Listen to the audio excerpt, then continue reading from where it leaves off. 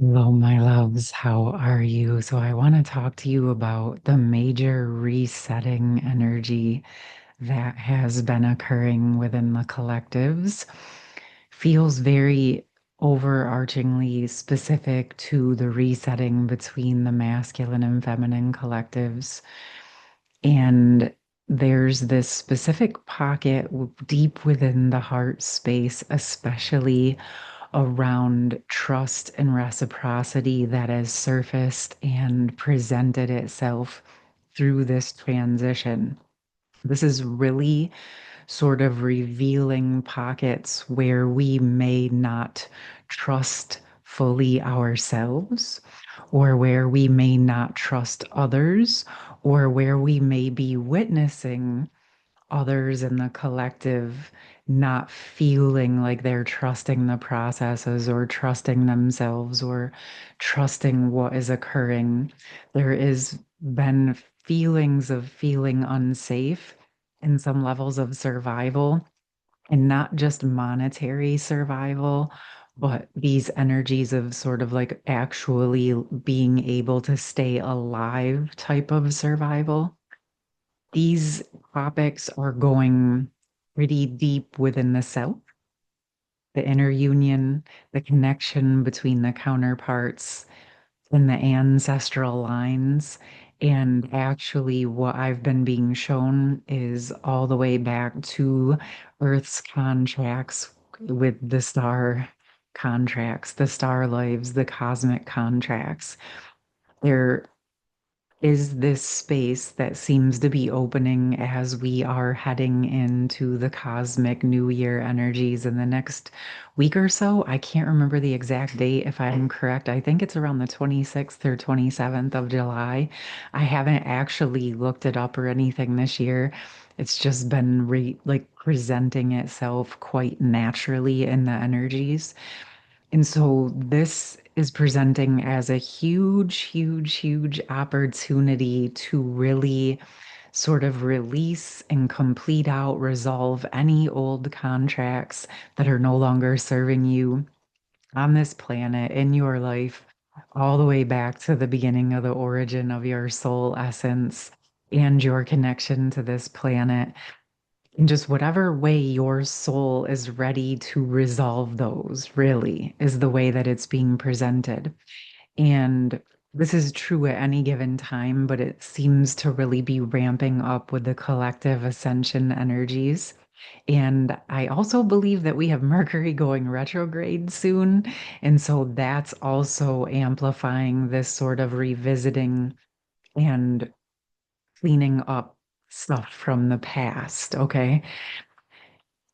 This prompted me to go into a deeper session. Yesterday, I recorded and posted a session called Trust and Reciprocity to support you with clearing out any of your self doubts that were planted in this life and the ancestral lines, maybe even seeds of doubt that you didn't even know were there, energies around being able to trust yourself and really unraveling and dissolving any experiences in the past where you may have had your own intuition or feelings around a subject, but you were in a position either under someone else's authority or in a state of survival where you had to forego and ignore your own truth in order to survive. And it creates this self doubt and self betrayal in the system until we go back in and clean it up. So if there's anything like that that comes to mind, you can literally just go in with who you are and your truth. Speak to that part of yourself that may have had to self betray to survive and sort of reparent that part of yourself. Whether it's your inner child or something that happened last week, you can still support that part of yourself and bring the results of who you are now to that aspect of you and recalibrate and deepen into the self trust. And the session went into those types of topics because as we take responsibility for gaining deeper trust with ourselves, our physical body, our emotions, our mental, our spiritual. Yes, there may be some things that have to dissolve and clear out so that we can hear our own inner voice. And that's what that's meant to support. And then this also, the more we trust ourselves, the more we listen to ourselves, the easier it becomes to open up with others, to build those energies and experiences in relationships of reciprocity. Because now you know you can go into those with your own healthy standards and boundaries, committed to your own truth. And when you bring those elements to the table, you can open up to others who are also doing similar or the same types of things for themselves. And what this does is it develops and strengthens trust because you're both committed to your own truth, right? And so when you come together in reciprocity, there's a comfort in knowing that neither of you will self betray for the other.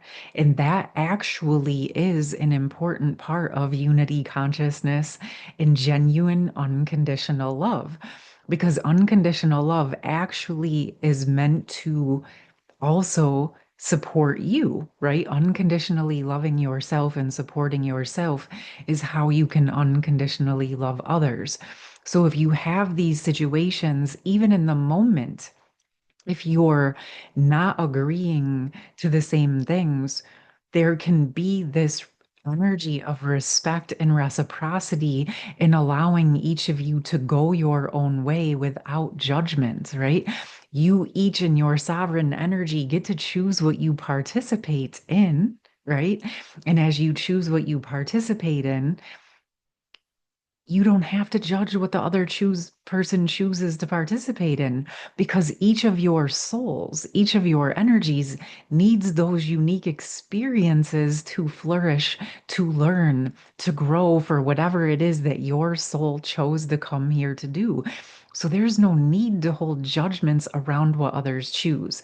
And when we can respect ourselves and we can respect others because we trust ourselves, it becomes easier to trust others are choosing exactly what they are needing to choose.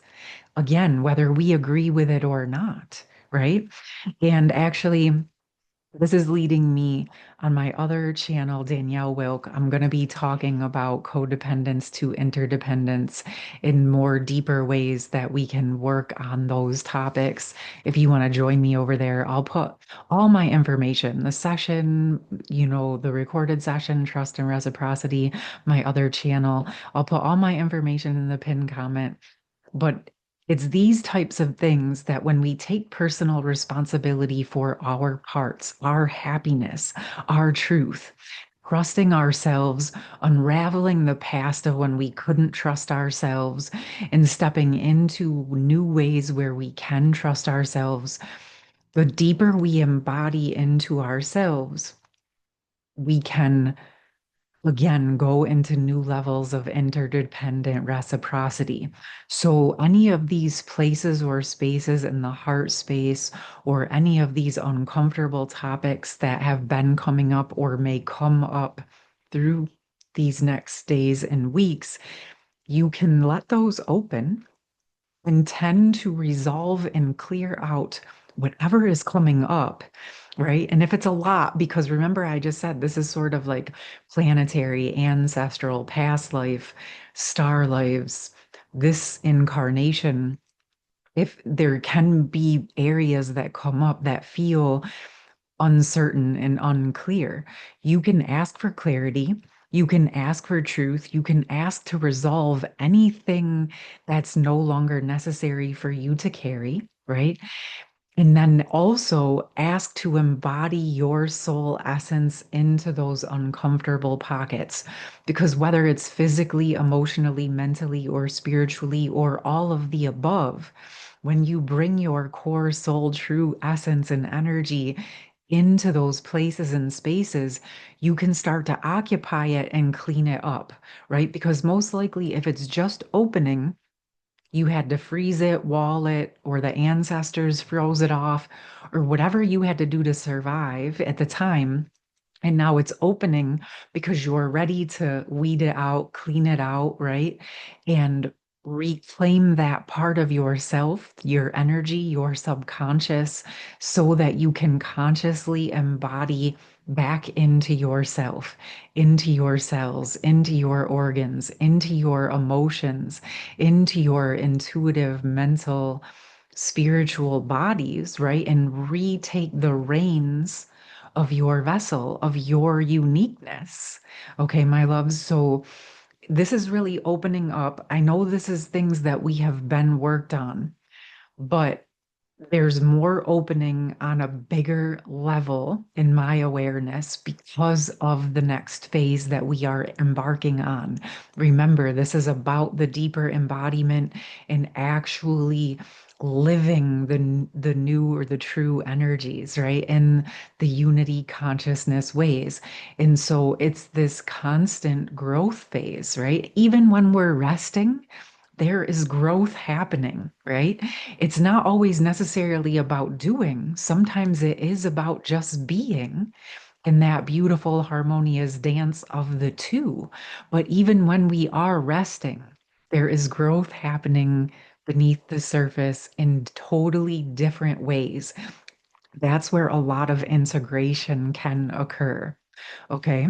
So it does feel that many of the feminines are resetting their connection to the masculine and the masculine collective in general, as she is embodying in the physical world more deeply into her own internal union, stabilizing her foundation for herself, balancing and harmonizing her internal masculine and feminine, right? um, Stability and flow, consciously creating, doing and being, really tempering and harmonizing all the different parts and pieces of who she is. And yes, there may be masculines doing the same. This is actually helping her embody more deeply into all of who she is, right? And also creating that space for the masculines to be free to do the same because he no longer has to hold that old role in trying to support and stabilize for the feminine. Of course, the masculine and feminine collectives work together. Of course, the goal is to come into reciprocity, but we have spoken about this many times. As human physical beings, yes, you can identify as a feminine.